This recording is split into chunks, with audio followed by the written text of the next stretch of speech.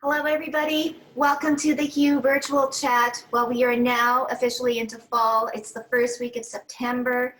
We are going down to frost warnings here in Winnipeg, Manitoba. So, of course, everything has utterly changed. And for the thousands of kids going back to school, school life has changed. This morning was the mark of the kids returning back to their classrooms, seeing their friends, seeing their teachers, but I guess in a whole new, different light.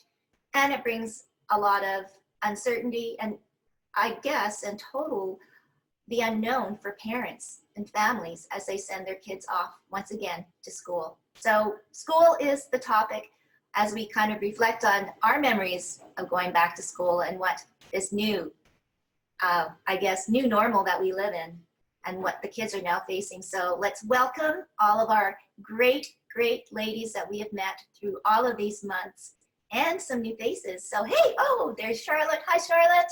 Hi, Kirsten. Welcome. And ladies, I want to introduce to you Melissa Ballard from Brandon. Hi, Melissa. Thanks for joining us today. And I know we have a new time, so Graham, as the ladies come, just let them in. Oh, it's so good to see you. How was everybody's long weekend? You can turn your mics up because you're muted right now. You can turn your mics on. It was pretty quiet in Brandon. Like, I didn't do a whole lot gardening. Melissa, yeah, do you want to turn your mic on? Because you're muted. Or your mic should be on.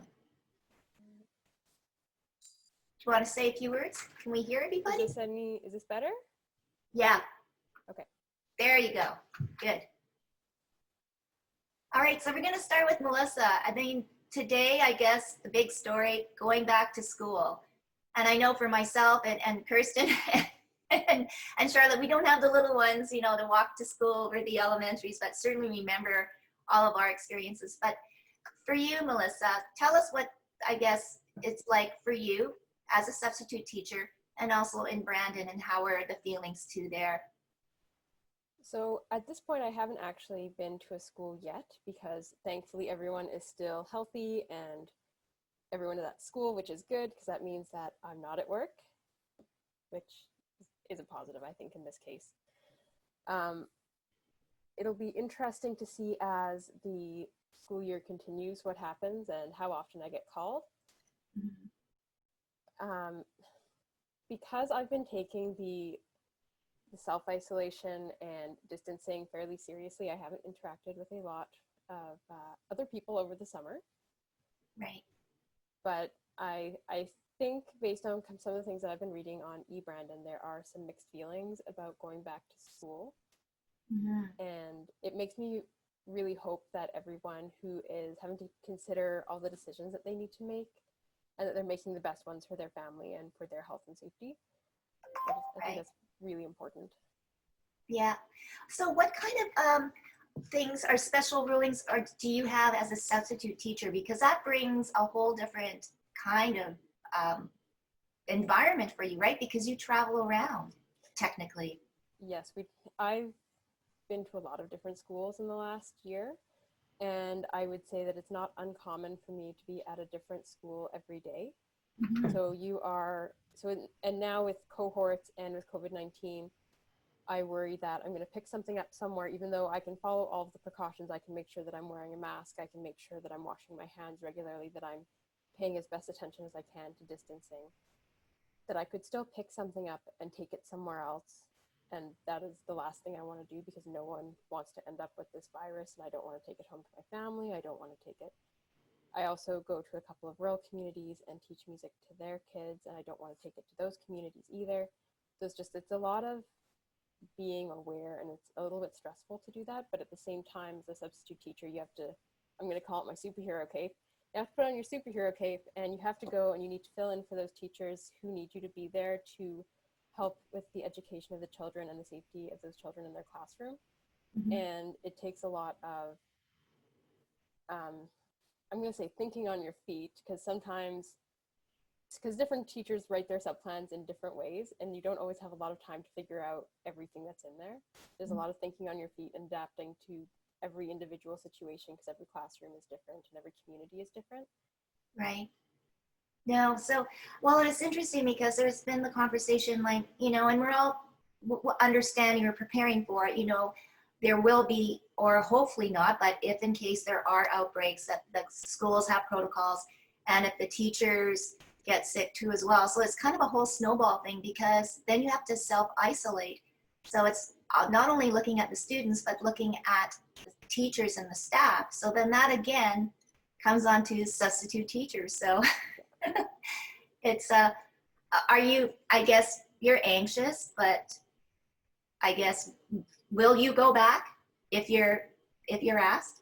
If I'm asked, yes, I'm going to pick up some of the days. I am going to be a little bit careful about what I am agreeing to do, just simply because I do worry about those two other communities that I travel to. Right. And so I'm probably, if possible, if there are higher grade levels available where the mask mandate is in place, I'm more likely to choose those than one in the K to 3 range. And which is really sad because I learn so much when I go to K to 3.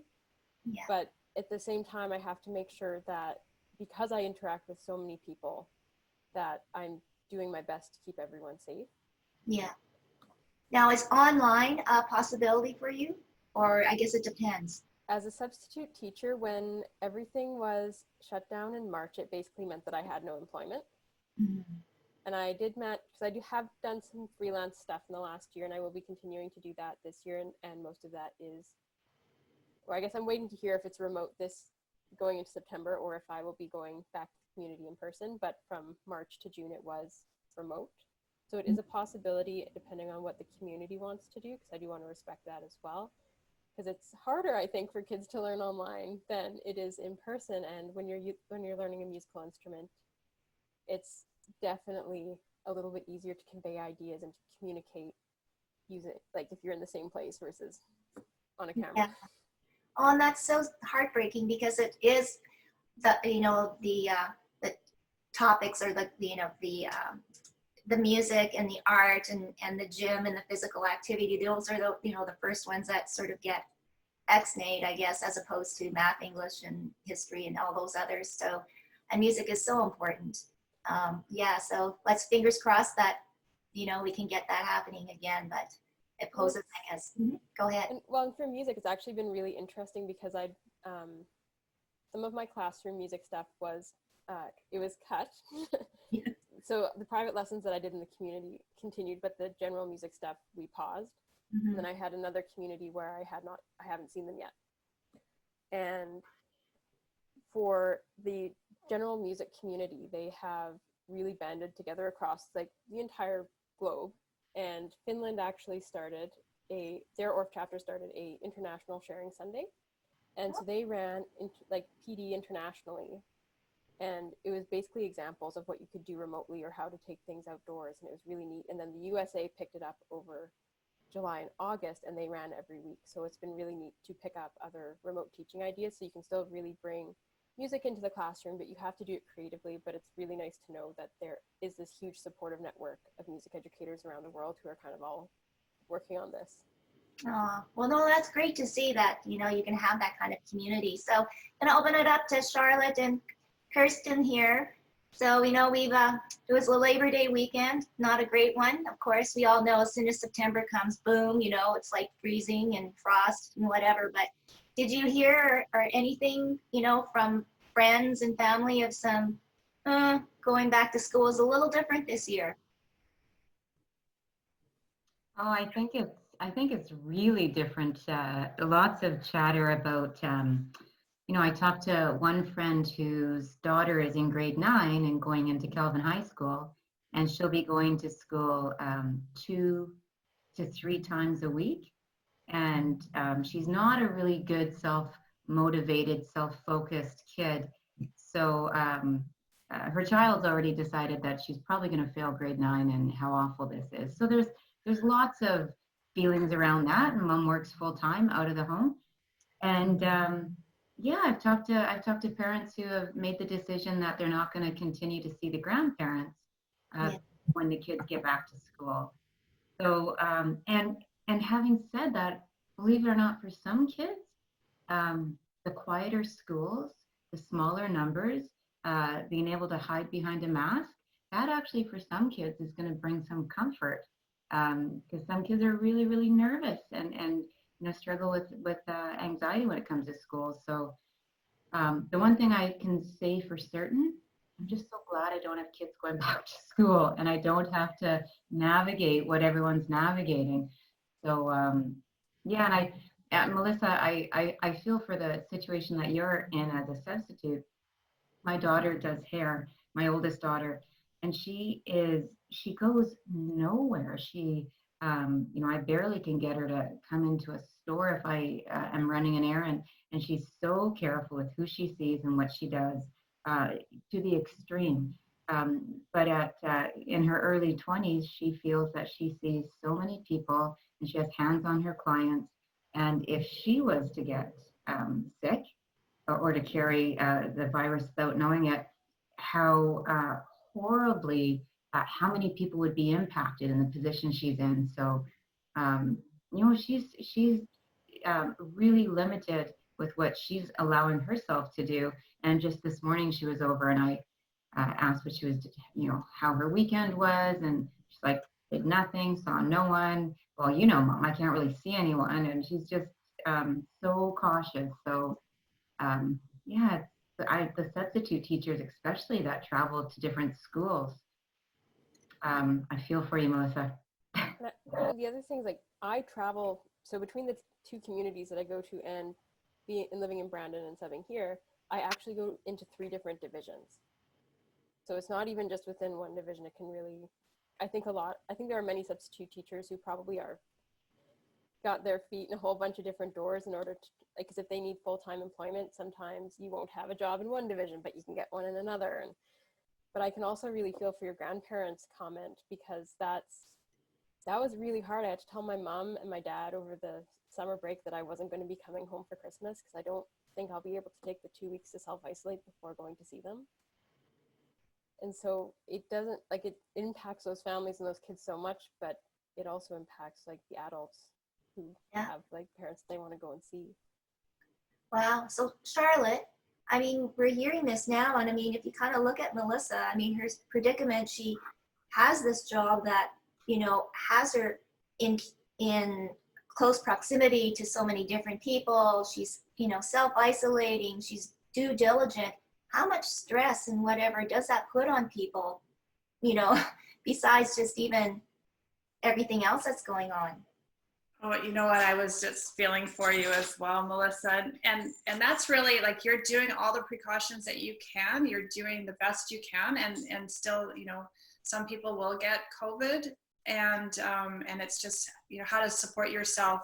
If something like that, happens. I was thinking of what Kristen was saying about her daughter. She's doing everything she can to keep herself safe and keep, her family safe as well. But, things are going to happen. I mean, I was looking at the paper this morning, and another case has come out of IKEA. Well, how many people do we know went running into IKEA to get some back to school things, or, so there's a lot of people that are sitting with some anxiety around, do I need to go get tested because I went to IKEA? So I think that's the reality that we're in, that we can do everything that we can, and some of us are still going to catch it, and figuring out how to support yourself.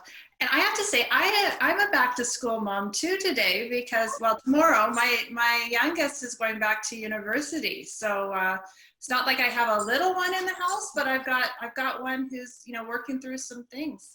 She's on student council at CMU and spent all weekend in leadership and mental health training.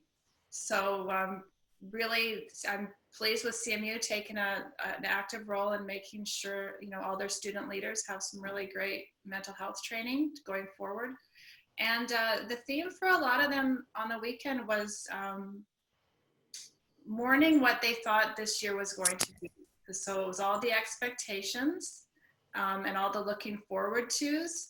And now it's, it's looking quite different. So it was a bit of a mourning, and then pivoting to, new possibilities. So interesting conversations coming home, when we were chatting this weekend about what that's going to look like for her and the other, students in leadership at Canadian Mennonite University.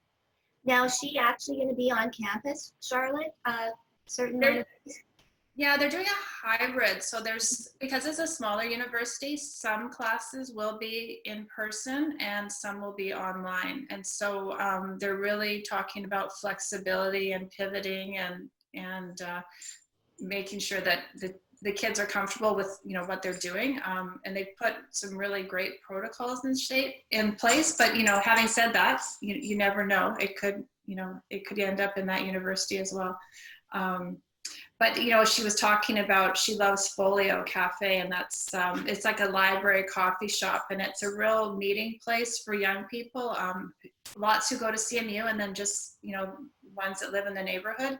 Mhm. And she says there's 5 tables in there, so there's it's just such a different feel to what it was, and then talking about what's going to happen when we can't meet outdoors, when the weather finally turns and it's too cold to be outside. So, coming up with ideas around that too. So.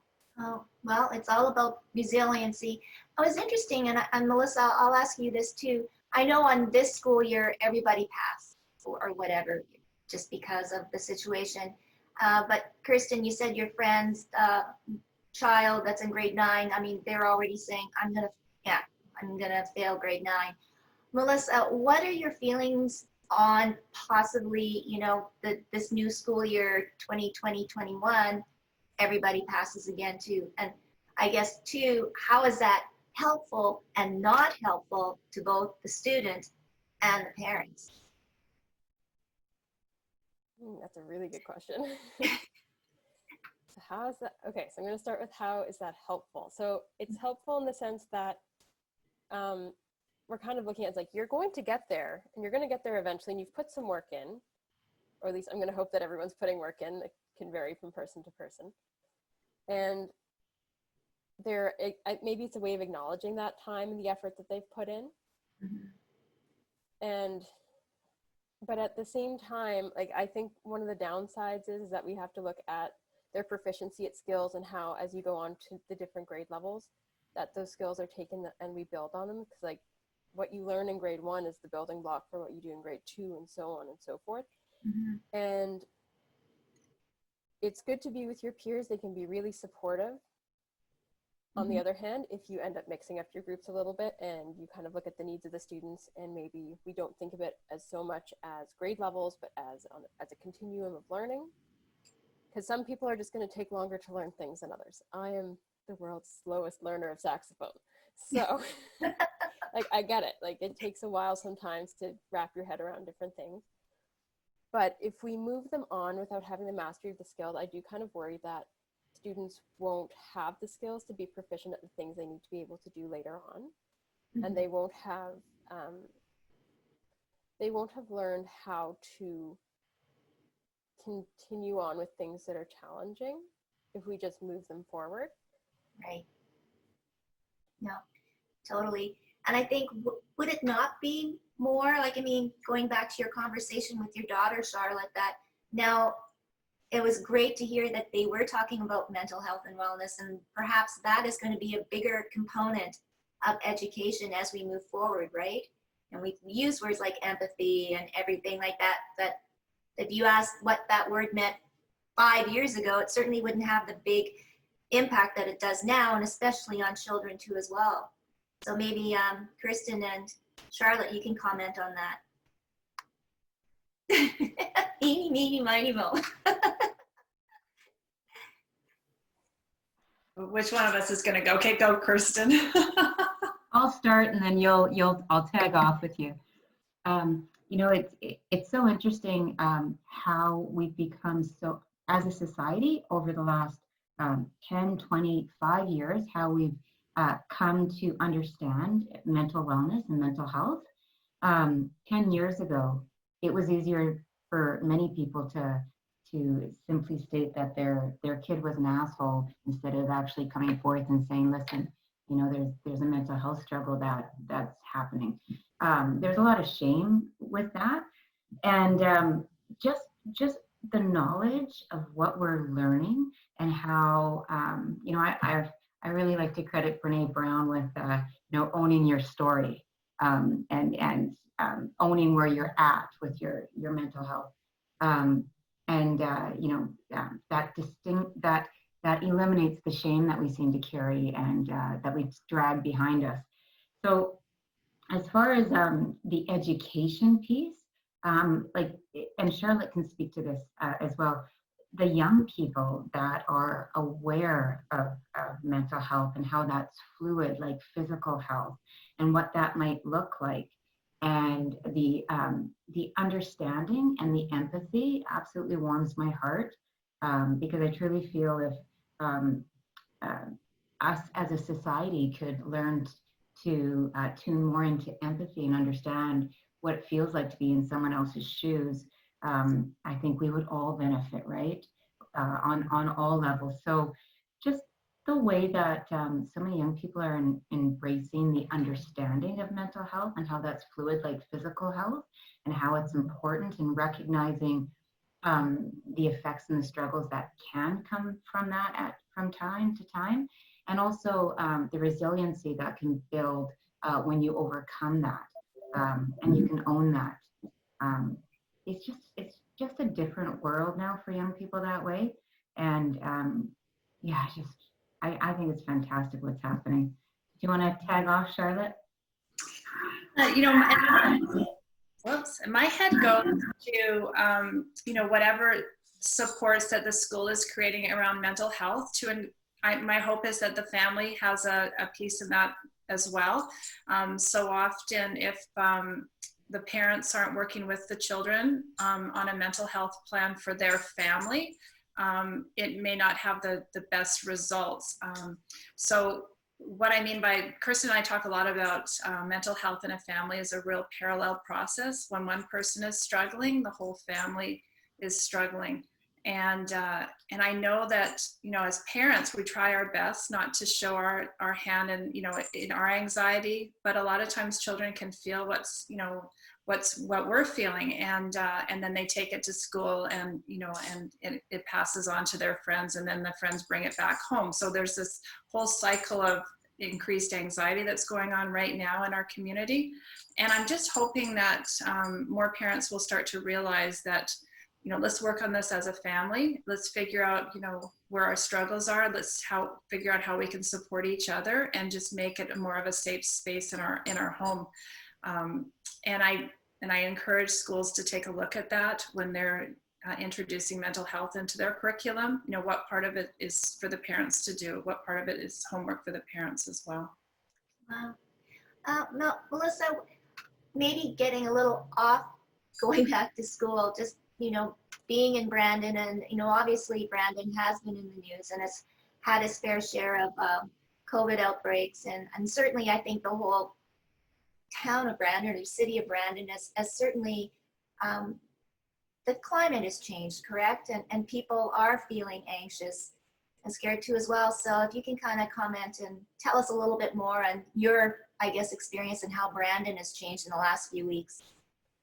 It seems really quiet out here. I live on a busy-ish street, and I can see the main street from where I live, and it's really quiet now. And there used to be a lot more pedestrians and a lot more traffic, but it seems like everyone's taking the idea of they need to make sure that they're being safe and keeping others safe and keeping themselves safe really seriously, which I think is really nice. Mm-hmm. When I'm the designated grocery shopper for my household, so I get to go to the store, and it seems like everyone there is also taking it really seriously. They're being cautious, and I think a lot of people are taking the advice that we've been given about public health to heart, mm-hmm. and that they're doing their best with it. And I've seen everyone be just really polite to each other, and I think that they're making the best, but I think a lot of people realize that you have to be kind to each other, you have to be patient. And I personally always try to be really kind to people who help at the checkout at the store, because there's no point in rushing. We're in COVID-19. There's no point in rushing. Just slow down. Well, you go to, I don't know if you have them at your grocery store, but at ours, there's signs please, there is no food shortage. There is plenty of food. There is no reason to be buying ginormous amounts of groceries because there's enough. So you're right. I was glad to see. I did notice today, and I just briefly in the news. And next week, we're really going to touch on it, ladies, about discrimination and how that's hopefully not, but possibly going to unfold in new different ways with kids going back to school. And I believe, and I don't, but it is a couple that they've already expressed that their child is going to be discriminated upon because the child has Down syndrome, and already, there's not enough, I guess, staffing and support for this child to go back to school. So yes, the ones that have, disabilities, the ones that need the TAs that won't be there. How are your schools handling it, Brandon? I honestly don't know a whole lot about that, and you'd probably have to direct your questions to Brandon School Division itself. Yeah. Because I don't work in that role. Yeah, but I know, like, there's all of the other groups that we don't normally think about, and that's I don't know, how did they solve the problem? I don't know. As a parent, I don't know how you would react to that, but those are kind of some of the situations, I guess, that will unfold as the weeks go on. Charlotte, do you want to dig in? You know what, Tracy, I'm wishing that Susie was here because she would give that talk about we are in unprecedented times. We are in a pandemic, and I keep hearing her words, and we may not have the answers, but I know that the schools are working through as best they can, given these circumstances. I'll reach out to some of my school contacts, not today, because I know that they've got lots going on, but I would imagine that they're working extra hard to try to figure out all these scenarios that maybe they hadn't thought, fully through. And, and parents, will have to, be supportive too, and trying to figure out how best to work. And I know that they have stakeholders and groups and that will be meeting with the schools as well. So hopefully, what we were reading about discrimination is just more around, we just haven't figured out how to make it work yet. So, yes, I'm sure. I mean, they have to. I mean, there's so many different variables, just beyond just opening up the schools. Melissa, for yourself, why did you want to become a teacher? Well, I specialized in music because I wanted to bring music to a lot of people, and so they could enjoy it and they could eventually have the skills that they would be able to make whatever kind of music they chose, because there's so many different genres out there, there's so many different instruments, but there's some building block and foundational things that, regardless of if you like rock music or if you like classical or country, like there's a lot of things that you can do that will build their skills to be able to go on and do whatever they want. And for me, my goal is always to have my students become self-sufficient as musicians, and I guess develop independent musicianship so that they can go out and do what they want to do. Wow. So, well, hopefully you can start it. I mean, so on a typical great month, how many times would you be out teaching? I'm going to look at a calendar. So in September, there's generally not a lot of subbing. This might be the exception. Yeah. Because I think last year I subbed 6.5 days in September. Wow. So it can vary, and it depends on what you can pick up on the automated dispatch system, how quick you are there. But this year, I think that I'll probably at most be half-time availability, just because I travel to the other communities. Yeah. And so I'd probably be, at most, I could probably sub 10 days a month. Mm-hmm. And it depends on how my interactions with those two communities are kind of orchestrated. And so it might change a little bit, but last year I was available about half-time. So Wow. 10 days-ish a month. Melissa, I have a question for you. I heard from another friend of mine that band will not have any wind instruments. That's a conundrum. Oh, man. Have you heard anything about that? I have not heard too much about that. I've put a lot of time this summer into figuring out general music because that's most of what I've been doing for the last couple of years. But I think it'll be really interesting because while like we think of band traditionally as having all these instruments and ensembles using instruments and choirs singing, this is a really great opportunity to look at some of the other skills that we teach through the music, but we don't necessarily put a ton of focus on. So like we could be preparing for something that we'll sing later and learn about the composer and like what their ideas were and what the themes are, and like, oh, look, the tenors have it at the same time as the altos, or like just so many different kind of things that you can do by having that extra time to kind of delve further into the music itself, in addition to making the music. And it can then inform like all the musical choices that you make. So like, as much as I'd be sad not to have an instrument in band class, like hopefully they'll have instruments that they can take home so they can play music at home. But I think it's a time when we can really explore fundamentals like rhythm and pitch and note reading and history and just like so many other things that sometimes we do some of, but we focus more on the doing, which is really important because doing is also a really good way to learn. Wow, that is a whole different way of learning.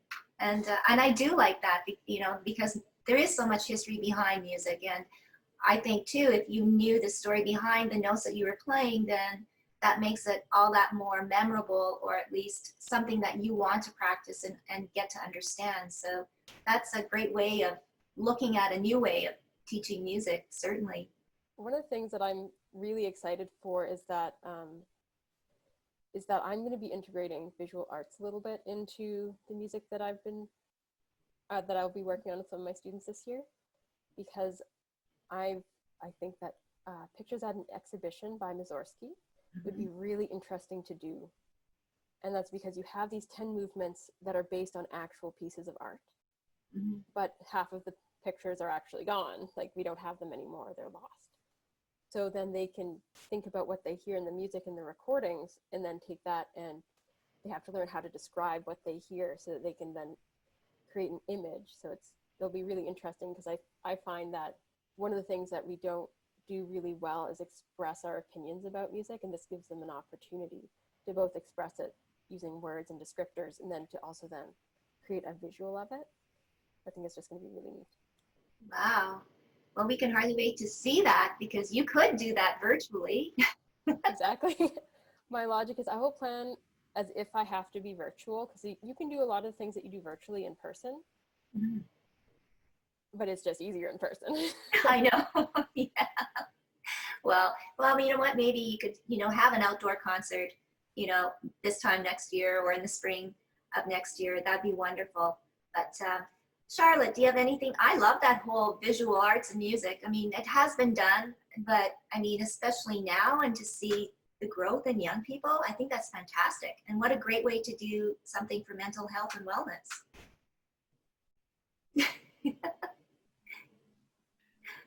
No, you know what, there's some really great ideas that are coming out, you know, creatively, like on Zoom or online, and I'm just amazed at that.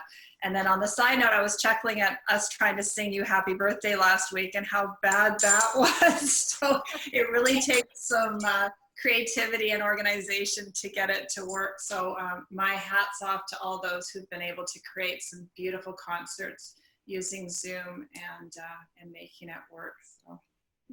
Yeah, and it's amazing how much work goes into actually creating those things. And I was doing a smaller project with my sister, I guess a couple of weeks ago now. But I didn't realize what goes into doing the recording process, because it's not what I usually do. It's what she does. She's a freelance harpist in Winnipeg. But to see all of what goes into that is always really eye-opening, because I've never done a recording project with her. I've performed with her, but I've never done the recording stuff. So like it's a big job, and like hats off to anyone who can do that for Zoom. It's like, no, I mean, I think we're all learning. It's all been a learning process this whole year. And I guess too, before we wrap up, maybe Melissa's, what's your takeaway? And we talked about it, the other ladies, all through this. I mean, we started back in April with this show, and we've met so many people. But what is your takeaway in all of this isolation and COVID and pandemic, and turning your world a little upside down too in the process. I think what I've taken away most is that it is what you make of it. And the first month was really hard. And then I remembered, you know what, it's okay. Like, it's going to be summer. You can go outside soon. You can have a garden. Like, and I also thought, like, okay, so if I'm not working because there's no substitute teaching, what can I do to better my household? And so by being able to feel like I was doing something productive for my household, I found that that really helped me. And it doesn't necessarily have to be big things either. So like, I was like, I'm going to make bread so that we can have fresh bread. And so it's like, it's little things like that that I found that were really helpful, and not necessarily stressing too much about the big picture. Like, you have to make sure that you're making the best choices for yourself is what I kind of realized as well, because you can worry about your students and you can plan for them, but if you're not well, then how are you going to take care of others, which I think is really important. Mm-hmm. And I remember learning that when I first started my career, that that was really hard, that I would give a lot to my students but not take care of myself. And so like, this is the opposite situation, because when you're a substitute teacher, you're not going anywhere. So it's an opportunity. It was an opportunity to learn how to better take care of myself. Oh, well, you know what? We've heard that, and that it's all, it makes you feel good too, that you're not alone as well. And so many others have done the same as you. So, you know, maybe in all of this darkness, there is definitely light at the end of the tunnel as we all come out of it. But no, we really appreciate this time, Melissa, that you spent with us and getting to know you. And please, we invite you back. I mean, I think all of September is going to be a little bit back to education and schooling and whatnot. But I was just going to go quickly around to what big memory do you remember, Kristen and Charlotte, of going back to school? Young or you know, any momentous? Oh my gosh. For myself, when I was young, going back to school was a really exciting time. We had a cottage, so I would remove myself, or my parents would remove me from Winnipeg all summer, and then we'd come back at the end of the long weekend and start school like the next day. So for me, it was always a huge connection back to my friends. Then as I got a little bit older and I had my own children, it was embracing routine. And as awesome as summer is, you know, we do, or I always appreciated routine with my kids. It was time always about that third week in August to get back to routine. And yeah, and I wanted to say, Tracy, the shows, I know you started this back in April, and it's been such a great way to stay connected in those really uncertain times. I know for myself and for a lot of others, we're getting used to what COVID-19 brings and what it looks like, but it's been a great connection. So I just wanted to thank you again that putting this together, because every week it's been an awesome connection and great topics. Yeah. Wow. Well, and I mean, I don't think if we weren't in this, we wouldn't be talking about this at all. And which is really crazy, because now we see that a lot of the things that we have been talking with have always been there. We've always been simmering and, oh, someone's had an issue with this and oh, and that, but we haven't altogether talked about it and how it, oh yeah, it's happened to me, or I feel like that. So, I mean, it's thanks to you two, you and Charlotte and Robin, that have allowed us to be a little bit more comfortable in what we're talking about. So Miss Smiley Pants there, Charlotte, I'm sure you have a big moment of going back to school. You know, it's funny. One story that comes to mind, in my going into grade 11, I switched schools, and my mom had decided, I was actually up in Canada, up at our cottage, and I grew up down in Memphis. So my mom registered me for all of my classes. And so how old would I have been? 16. My mom was 36 at the time, and she's super cute. So this friend, he's now a good friend of mine, he befriended my mother because he thought, oh, if the daughter is as good looking as the mother. I want to get to know the daughter. So he came in, and Kevin is larger than life. He's a super funny comedian. And he said, I'll help you register your daughter for classes. So I ended up in every single class with Kevin. And I was like, so when my mom told me this story, she's like, oh, I met this really wonderful little, young man who helped me register you, and you're in all his classes. And I'm thinking, I got a stalker now. Like, what am I going to do? Anyway, he made my first day of my new school in grade 11 just wonderful, and he got me involved in the in theater at the high school that I went to. And I'll give a shout out, Germantown High School in Germantown, Tennessee. Huge theater, and lots of people came out of there that are movie stars, and a friend of mine was on Saturday Night Live, and I was watching a show last night with another one of my high school colleagues. She was on that crazy show called Dirty John Betty. One of the stars in that. So I mean, so really some fun memories that came out of that high school, and my graduation was on the football field, and it was televised live in Germantown. So just typical all-American high school experience. So. Wow. And to think that those kids in Germantown won't be doing that this year. Yeah, I have no idea what they're going to do. Because it was at the time, it was a big high school, and I don't know what they're going to do. So. Wow. Well, I guess my story is pretty boring. You know what? Because my birthday is at the end of August, and then so it's always like I would get a whole brand new wardrobe going back to school. So that was my big thing, is this, wearing and having for each day, what you're going to wear, and that went right through until into high school. But it's just, again, getting back to with your friends and seeing other friends you hadn't seen all summer, and then seeing the teachers, and you're in a new classroom with a new teacher, and all the gossip and everything. Yeah, those are the fun memories. Yeah, no doubt. And for you, Melissa?